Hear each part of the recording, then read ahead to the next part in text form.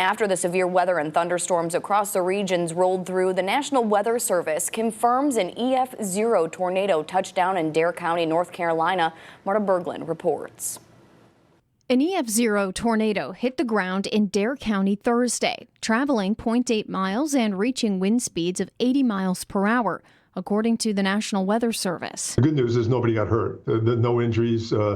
Bad news, some people had some lightning strikes on their homes, some trees down, power outages, and some damage to property. Although he says the area needed rainfall, Dare County Emergency Management Director Drew Pearson tells us the department is planning for summer tourists and hurricane season.